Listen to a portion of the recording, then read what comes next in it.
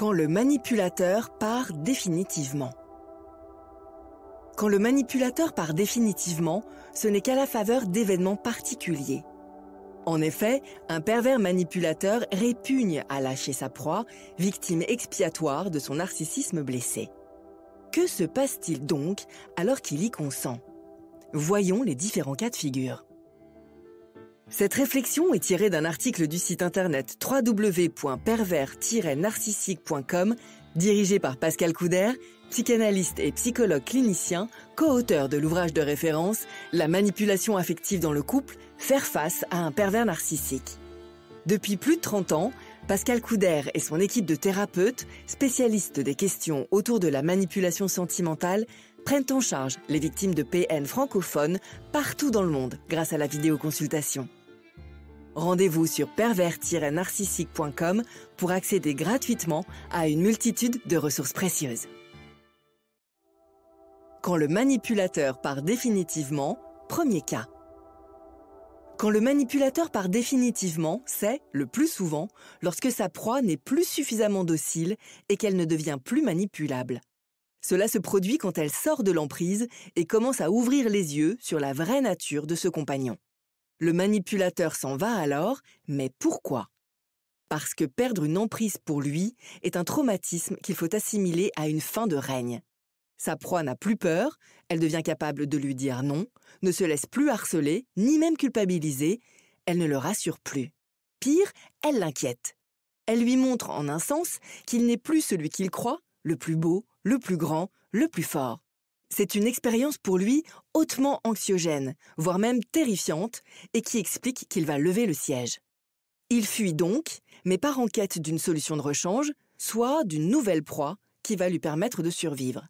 Il lui faut en effet vite récupérer une emprise lui permettant de se sentir vivant à nouveau pour se sentir puissant.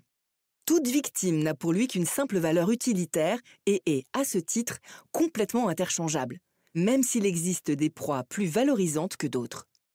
Un manipulateur en a toujours un petit échantillon sous la main, qui lui permet de retomber sur ses pattes quand il est démasqué. Soyez toujours sûr que quand un manipulateur part définitivement, il ne part jamais seul. Autre raison qui fait fuir les manipulateurs, ils vivent dans cette peur très particulière d'être démasqués. Peur qui se concrétise lorsque la victime sort de l'emprise. Elle renoue alors avec son entourage, des personnes, souvent sa famille, qu'il avait réussi à écarter ou à subjuguer. Il commence ainsi à craindre que son masque ne soit publiquement jeté à terre, certainement pour lui la pire humiliation.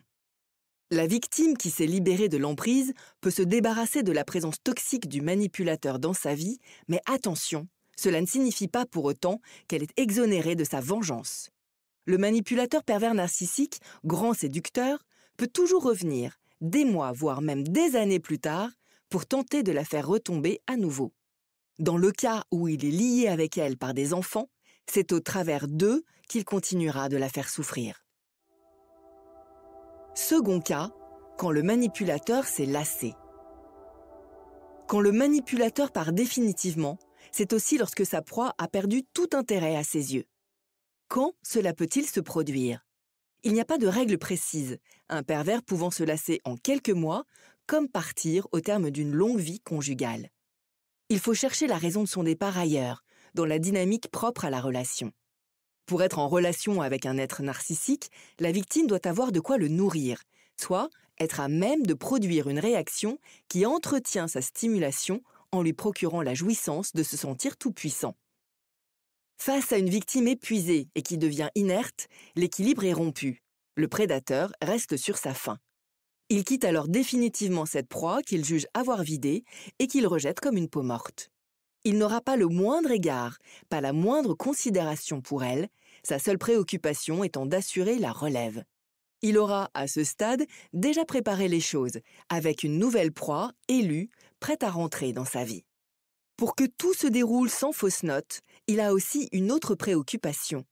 Préserver les apparences, de façon à ce que ce changement ne remette pas en cause le personnage lisse et parfait qu'il incarne à l'extérieur.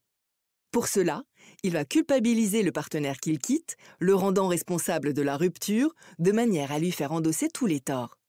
Il prend soin aussi de gagner l'entourage à sa cause, en se faisant passer pour une victime, comme à son habitude. Quand le manipulateur part définitivement après avoir vidé sa proie, il la laisse derrière lui, totalement broyée.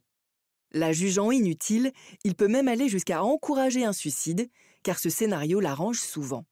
Il peut alors jouer le conjoint ou la conjointe éplorée, versant de fausses larmes, tout en se réjouissant d'être débarrassé d'un ou d'une partenaire devenu encombrant. On le voit donc, mieux vaut donc quitter le manipulateur avant qu'il ne vous quitte, car il ne laisse derrière lui que des proies exsangues quand il en laisse. Cela doit faire réfléchir les victimes qui souffrent et qui ne parviennent pas à se détacher de leur bourreau. Un bon soutien psychologique, amical et parfois judiciaire peut pourtant les aider progressivement à s'extraire de l'enfer et à choisir pour elles le bon moment pour partir. Pascal Couder, psychanalyste et psychologue clinicien, accompagne les victimes qui souhaitent renouer avec la vie en sortant de l'emprise d'un partenaire manipulateur et toxique. N'hésitez pas à vous faire accompagner par des thérapeutes spécialistes de la question de la perversion narcissique.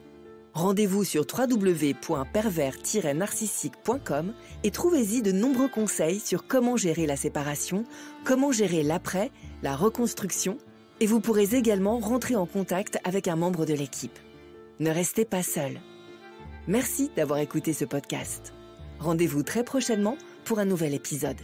N'hésitez pas à vous abonner pour ne rien manquer des prochaines publications. À très bientôt.